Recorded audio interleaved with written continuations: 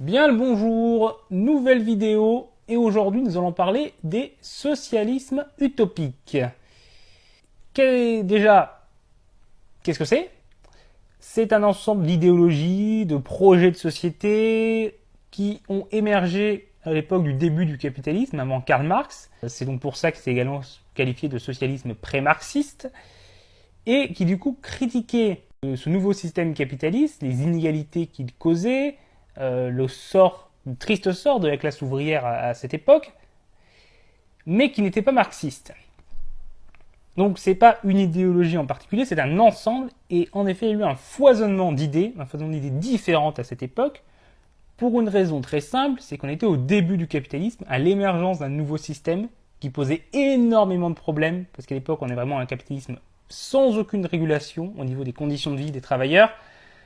Pour vous donner une idée, les enfants, même à 7 ans, ils pouvaient bosser parfois 15 heures par jour. Et sans que ça pose de problème, la loi le permettait.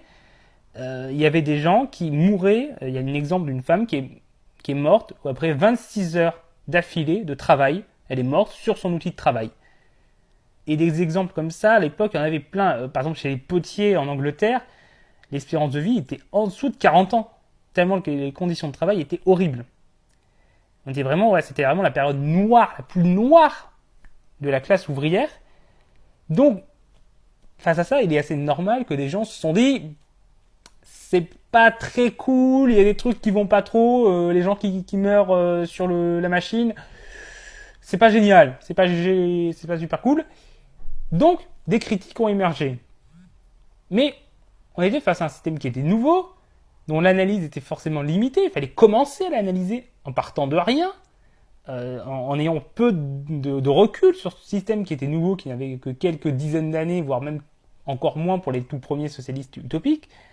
Donc forcément, il fallait défricher tout ça, et l'analyse s'en montrait limitée, les projets de société alternatifs étaient pas forcément encore très réalisables. Et du coup, il y a eu à cette époque énormément d'idées qui ont émergé, plus ou moins abouties.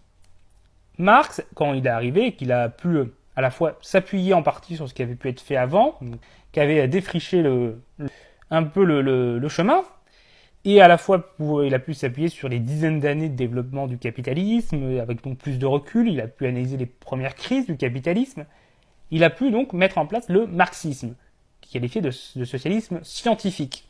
Et donc pour se démarquer des socialistes qu'il y avait eu avant, il les a qualifiés de socialistes utopiques.